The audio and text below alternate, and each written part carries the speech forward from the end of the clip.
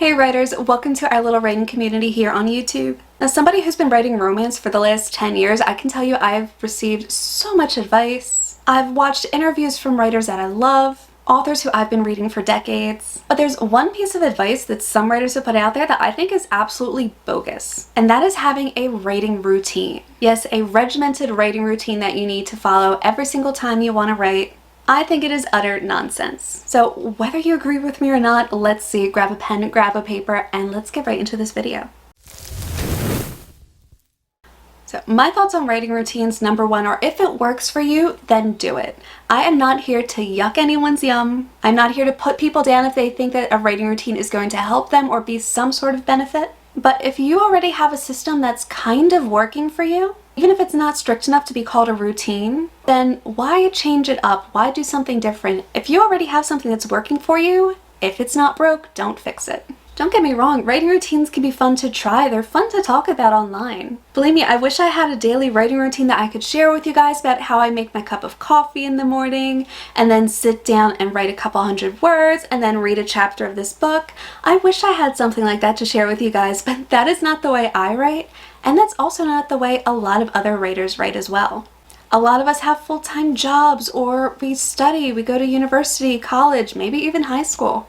Some people have kids, some people are full-time caretakers, and some people also do content creation on the side as well. So if you think it'll work, give it a try, but if you're not sure or if you don't think you're going to have the time to carve out for a dedicated writing routine every day, then don't worry about having a routine. Number two is if you're more worried about creating that perfect writing routine instead of getting words on a page, you're doing this writer thing kind of backwards. Yes, it can be so much fun to distract yourself and to go on Pinterest and come up with playlists and to create that perfect writing routine. But let's be real, if you're not actually writing, then what are you doing? If you want to write, if you have a story you want to tell, if you have characters that are talking in your head and won't leave you alone, then you need to worry more about getting those words onto a page and a little bit less about trying to create some perfect writing routine. There are some really big name authors who have writing routines.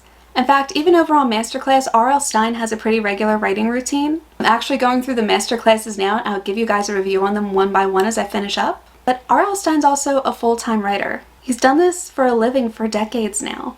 It's a bit of a well-earned luxury that the rest of us just don't have. So maybe later on down the line, a writing routine will come into play for you. But if you're too worried about coming up with that perfect routine, something that's going to strike inspiration every single day, instead of actually writing, you're not doing it right. My third point about writing routines is that they could be more of a distraction than they are an actual help. The whole purpose of having a writing routine is so that way you're actually getting words onto a page, that you're creating the story that you want to create. But if you're more obsessed about trying to come up with a perfect writing routine, something you could also share on Instagram, on Pinterest, on YouTube, really not doing yourself any favors. There are so many ways to get distracted as a writer, and so many writers who have been doing this so much longer than I have will tell you the hardest part of writing is usually just getting your butt in the chair and starting. That is usually the toughest part of writing. So if having a writing routine is going to be more of a distraction for you, then ditch it. Kick it to the curb. Treat it like that old toxic boyfriend. Get rid of it. Number four is if you get into a writing routine, you might feel trapped and not able to write without one. Imagine having a sudden burst of inspiration and you want to just sit down and write this half a scene that you just thought up of. But you're not at your desk and you only write on a laptop. Or you have to handwrite everything, but there's no pen and paper in sight. Or what if you feel like as you're writing it and you don't have enough of caffeine burst, you don't have that cup of coffee or a cup of tea with you, that you're just not going to be able to finish the whole scene in time? As writers, it is so easy to doubt ourselves, to doubt what we can do. Writing routines sort of put us in a little bit of a box when it comes to what we're capable of. There are people who write on their commute to and from a full-time job. There are people who don't even have a desk who will scribble away on their lap or in bed somewhere to get a scene out that they just came up with. There is really no wrong way to be a writer as long as you're actually writing. But if you're too worried that you want to write and you don't have your little writing routine set up, why are you letting that distract you? Focus on getting the words on a page. Don't focus on having a routine. Number six is that writing space tends to be pretty personal. There are some writers who go to cafes and libraries to write, but the reality is most of us get our work done in the privacy of our own homes. Whether that's in a separate office or a bedroom, maybe the desk where the kids do your homework, or sitting out on the back porch somewhere with a cup of coffee and your dog. Wherever it is that you gravitate towards writing, that's all very personal. And it's become so common for people with writing routines to share what their routine is online. But as soon as you put yourself out online, even like I'm doing right now, you open yourself to mockery and ridicule and all the negative vibes and bad energy. All of the internet trolls just crawl out from under that bridge and want to basically tear your self-esteem to shreds. And even if you have the thickest skin, the toughest hide, tougher than a crocodile, you're gonna have bad days where even those internet trolls and their comments are gonna get to you a little bit. As a writer, you're already doing something so vulnerable by creating something out of nothing, out of your own imagination, and putting it out on page for world to see. So why let them into your creative space as well, where they can nitpick and mock and just overall ruin the effect for you?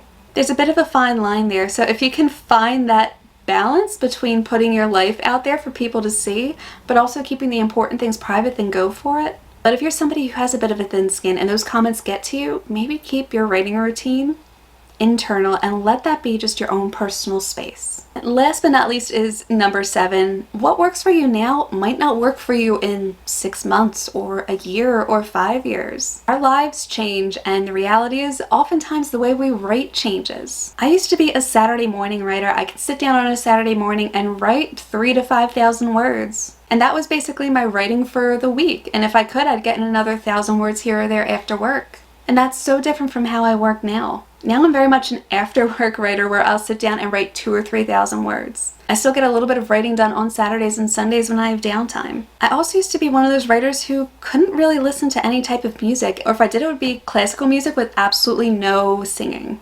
Even something as simple as like that Hallelujah song that everybody's so familiar with. No, I couldn't listen to it because that was too distracting. And now I've got just random songs going off here and there on YouTube, and I just let it flow and let it ride. I get so into the story that I don't even hear the words in the song. 5 years ago, if I had to try to write when there was music going on in the background, I absolutely couldn't. It would paralyze my brain. I wouldn't be able to focus. And now that's how I work. I don't think I could write without music now.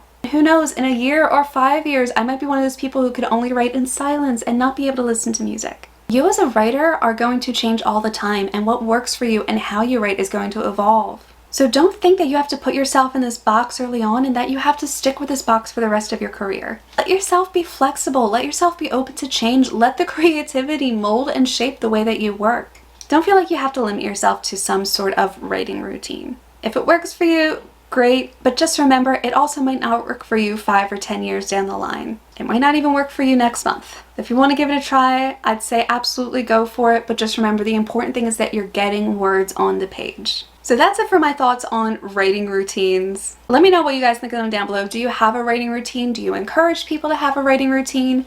Do you think that writing routines are absolutely nonsense and are useless? Let me know what you think. I am really, really curious. But that's it for this video, everybody. I hope you liked it. If you did, please hit the like and subscribe button down below. I really do want to grow this channel here on YouTube. I have so much advice and so many great writing tips in the last 10 years that I've been a writer. Thank you all so much for the support, and I will see you all in my next video. Bye!